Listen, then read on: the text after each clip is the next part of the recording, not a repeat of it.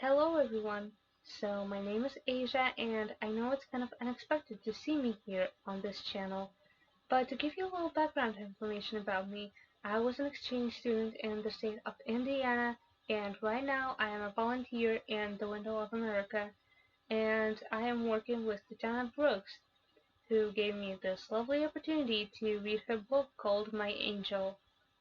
So unfortunately, she is unable to do so herself, so for now, I am going to be your new reader for the next couple of chapters. So right now, let's get started with chapter 9 and let's get right into it. I didn't know where such thoughts came from, but I did not try to understand. I knew for certain this was my punishment for all the dark and wrong I had done in my life, and I had to go through it. And I knew that the way I would overcome this would influence my future life, or death. I decided to become stronger. How? I had no idea, but I was absolutely convinced that I only had two choices: to become strong or to die. I did not want to die.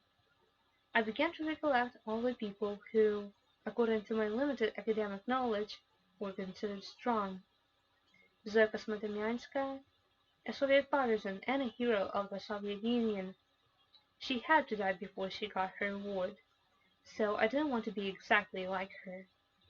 There was Alexei Morosev, a Soviet fighter ace during World War II, and even Jeanne d'Arc. Well, but poor Joanne was burnt at the stake. I had already tried that. I soon discovered that I still had my guardian angel, my nurse Vera. It was she, a woman from a small village, impressed by my usual self-control, who changed my bandages 2 or 3 times a day, changed my sheets, covered with medicine and plaster to burn flesh, and kept repeating, "My little warrior, a little more patience." Impressive! Not a single tear, not a word or a groan. You are a warrior, like Circus Madamiansky. I didn't consider myself a warrior, but when I came to know Nurse Vera better, I was surprised and astonished by her strength, endurance, and wisdom. In a conversation with this wonderful and compassionate woman, I found out that she was a witness to my arrival at the hospital. She saw as I walked by myself from the ambulance to the emergency room, and then, on the second floor, those little white flecks of skin dotting my legs. She was astonished that I was moving under my own steam, trying to get up the stairs without making a single sound. It was she, a mother of two sons, both of whom were in Afghanistan, who neither by word nor look showed her fear for the lives of her children. It was Vera who helped me survive and get back on my feet. She taught me to walk again. In the 2 months that I couldn't get up from the hospital bed, she was my nurse, my friend, and my support. Thank you, Vera. I know your children will return safe and sound, and one day you will dandle your grandchildren on your knee because you deserve them. Only 3 people were in my life during this period. There was Vera, there was my son, who at 15 managed to support a household consisting of 3 purebred dogs, chickens, rabbits, and a vegetable garden. He even tried to spoil his mom once in a while with something tasty he had cooked. There was a third person I had not expected any help from, and therein was the second lesson I had to learn and comprehend. What kind of people did I surround myself with in my life? Whom did I trust? What did I learn from them? Where the heck were those people I could rely on? Were there any at all?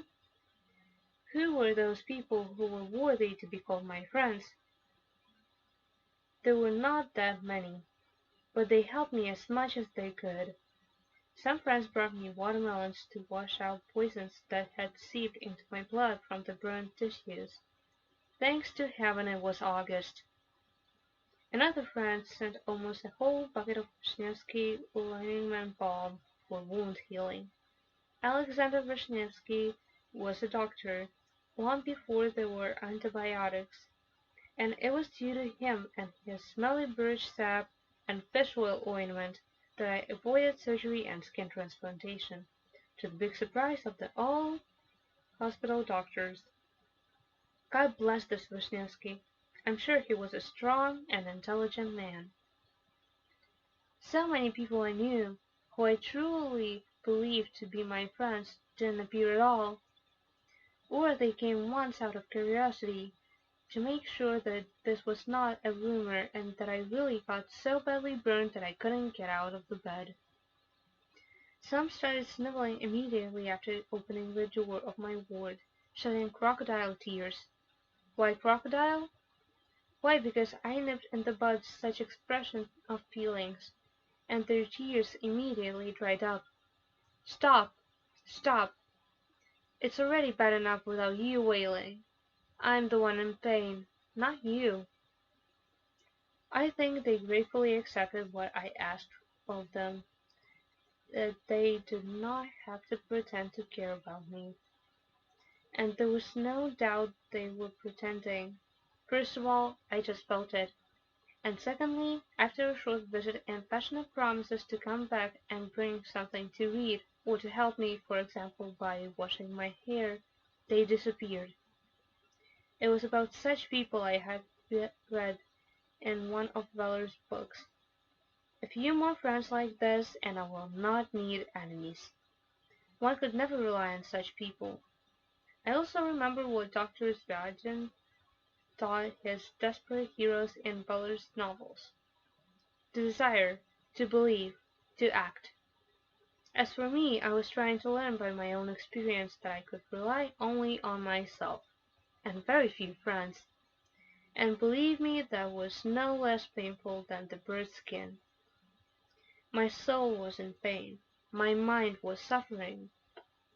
How did it happen that I had surrounded myself with the people indifferent and selfish? I must have been like that myself. And now I had to figure out what I needed to be changed in me, and how to surround myself with people from whom I could learn from and to be truly sincere and wise. Wise as an old lady in my ward, Maria Vasilyevna. Surprising myself, I didn't take umbrage at people I communicated with at this time. Just the opposite. I clearly understood that the person had the right to live and act as he or she wanted, to be what he or she wanted and not what I wanted them to be. Let everyone be what they want to be. That's what I've decided. And only if they think that it's not good enough and decide to change themselves or their attitude, they should do it. No one should force them. They should do it only as their own choice. I realized that it was necessary to think about what I needed to be like for the people around me to feel comfortable and happy.